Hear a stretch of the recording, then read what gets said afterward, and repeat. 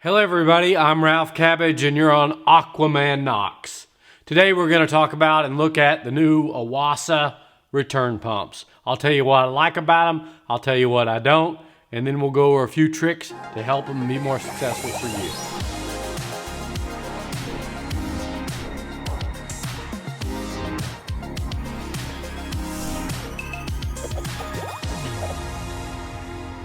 What you need to know about Oase is it's a German company and they do things to very high quality standards. They care about reliability, they care about performance, and they want you to have a product you're just not going to have to mess with.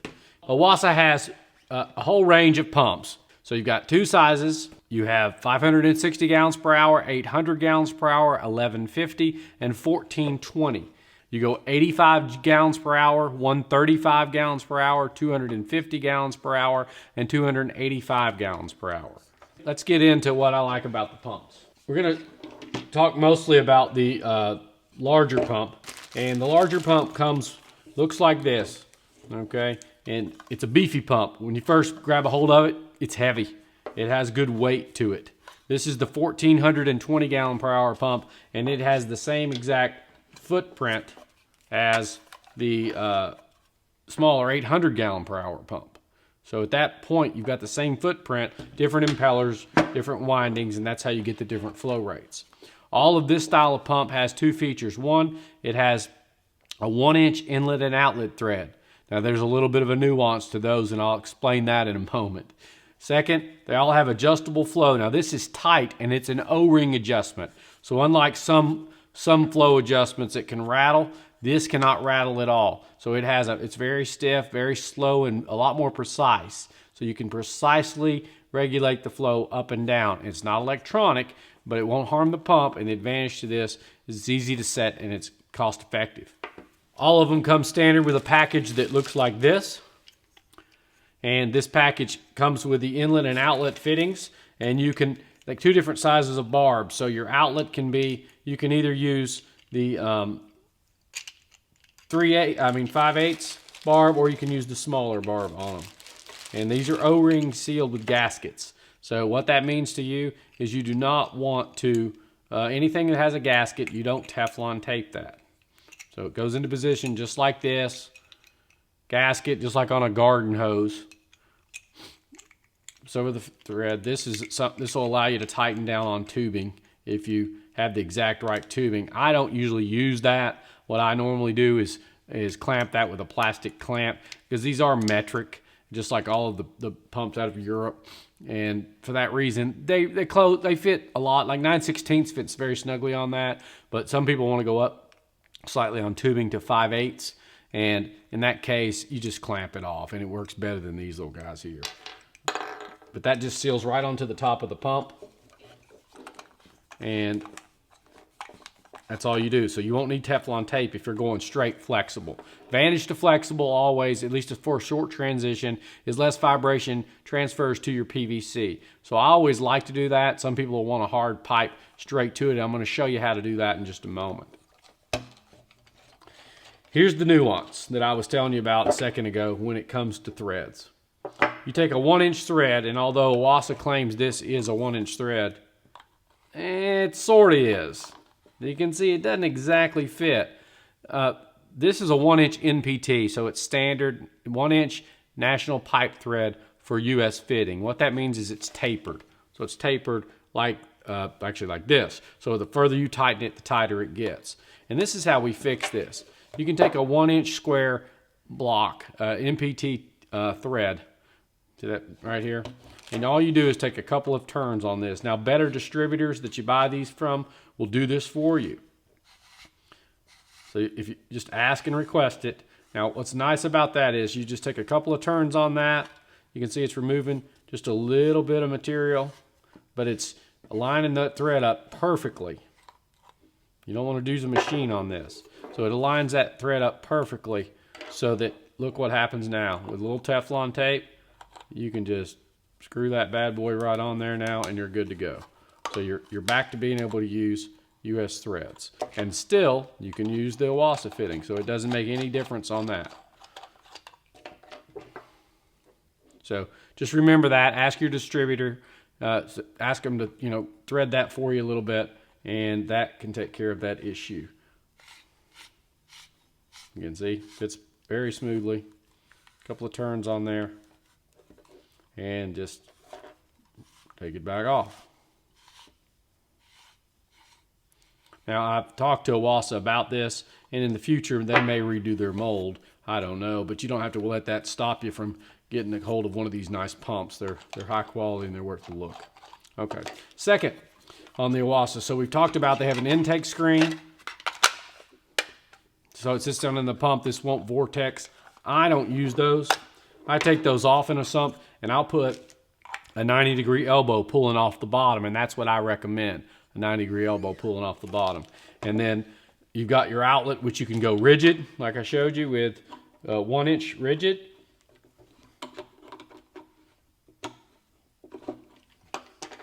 What have I done here? Yeah. You can go 1-inch rigid, or you can use their fitting and go flexible, small distance of flexible, to your rigid PVC installation. Now, comes with suction cups. I'm not a huge fan of suction cups, but these suction cups they're hard to get in, but they also will stay in place. That'll reduce vibration. I think it's better to put some of the black neoprene, like on the Mr. Aqua, bottom of a lot of the aquariums you'll see, that black neoprene is perfect for anti-vibration. It's in place. You don't have to worry about it getting sucked into a pump or coming off or anything like that, and I prefer that. These pumps can be used submersible or inline external, and they're perfectly safe for both applications. Now, for inline external, here's one of the things that they do that a lot of people don't do. A lot of companies focus on a quick disconnect, and that's great, and it's nice if you need to be able to get in to clean the pump. Oase claims they've designed the pump so you don't have to get in and clean them. They don't calcify as bad as other pumps. So far, from my use of these over the last year, I've seen that to be true. So they are more reliable in that regard. But what they do is they actually seal the front with 4 screws. And that makes sure you've got nothing to leak. There's a big gasket back behind there and nothing to leak. But you've got to remove those 4 stainless steel screws. And we're going to do that now. Let's take a look inside this pump. I've already taken 3 of them out.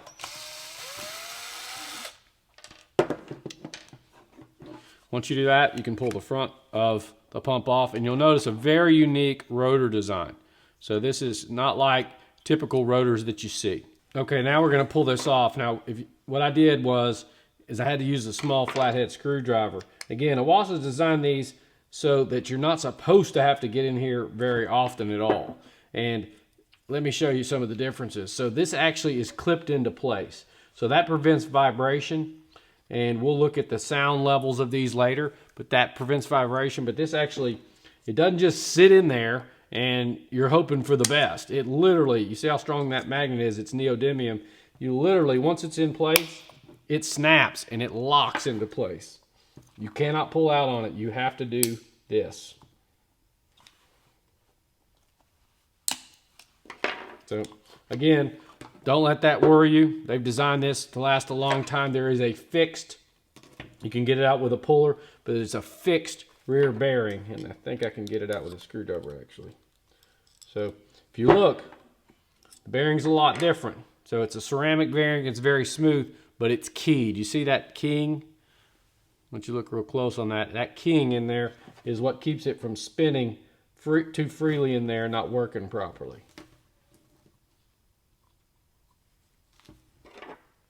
Now, every model, some of the models have O-rings, but all of the models have something. And that helps reliability. It has the bypass built into it too. And then, again, the big O-ring where it goes into place. It's real easy to come off with the screws off. It fits really snug, but it's not hard to get off with the screws out, but you do have to have them. You have to screw it back on. Again, you got neodymium here. You have a front rear bearing. It seems very stable. You can actually separate, and I'm not going to do that, but you can separate this front if you wanted to, but there's really no reason to do that. And this is fixed permanently. So there's nothing here that you have to do except clean that rear shaft or decalcify it, and it has that very unique front bearing. So that's very nice. We're going to put it back together real quick. Again, you pop it back into place. Boom. Boom. And I'm lazy. Make sure you don't have a lot of torque on here. I've got this set so it won't over torque.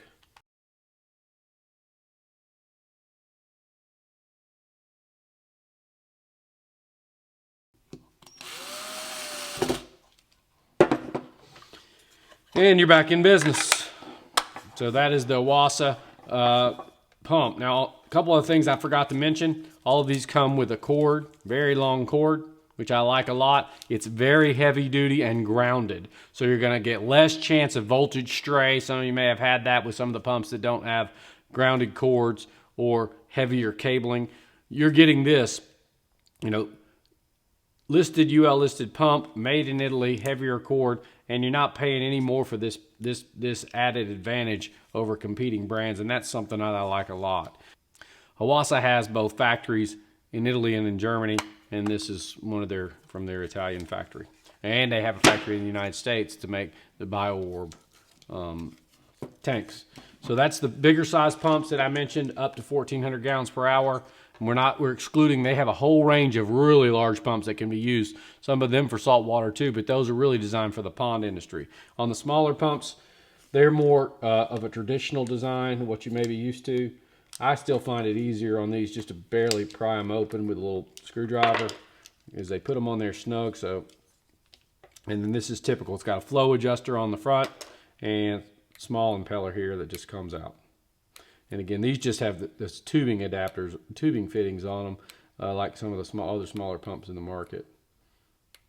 And that is tough, but there you go. So little bitty, neat little guy, and very small pump, 85 gallons per hour. It's great for little reactors. Fits perfectly in the back of the back tank filters.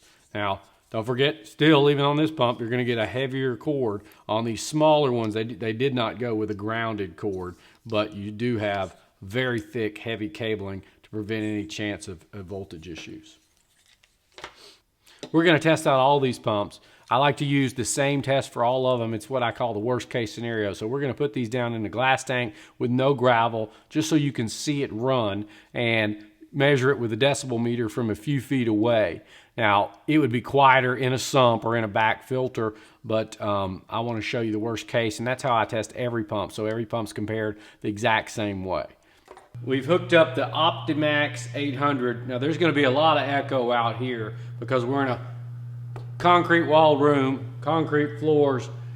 This is going to be the worst case scenario. You can even tell the optics off our video right now. You get more of an echo when every time we go to the test tank, because we don't have any of the baffles or any of the noise canceling set up. So here it is, worst case scenario for any pump.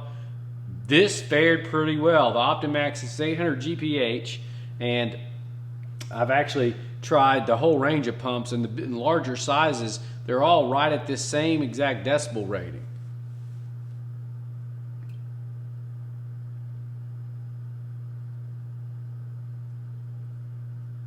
So that's right on it, and then this would be 3 feet away.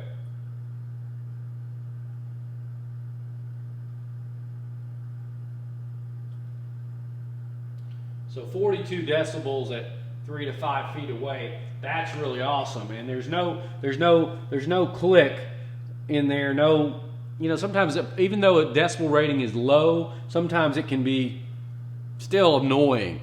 This is a steady, very steady hum. I think once it's in a sump, once it's down below, and we've used them, I say I think, we know for a fact that they sound really good. So you'll be happy with this pump. It should last you a long time, and it's a great option if you're looking for the quality and the upper level pumps like Oase produces. So what's our final word on the Oase Optimax pumps?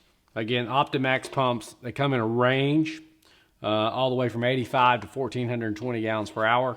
Heavy duty grounded cord, that's a positive. 40 decibels or lower, that's a positive on every product. Low hum, a likable hum, if you will. It's not obnoxious. that's a positive. Reliability from Oase and a backed up by Oase USA, that's a positive. Adjustable flow without any rattle, that's a positive. If you're looking for quick disconnect that get into the pump quickly, that's definitely a negative. Suction cups on the bottom of the pump, that's definitely a negative. I would go, they're hard to get in. You need to use a little screwdriver. I would go with a, again, the black neoprene.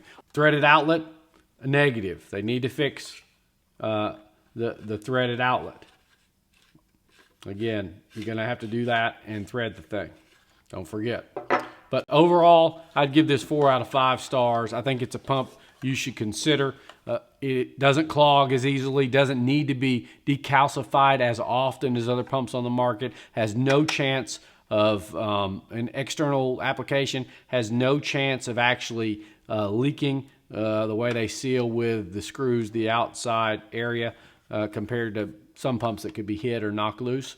And the front whole volute front, because it comes off, could be replaced. So if this were built in, like on some pumps it's built in, once you crack that volute on a built-in pump, you're done. You can't do anything about it. So everything in here is repairable, replaceable, high quality impeller.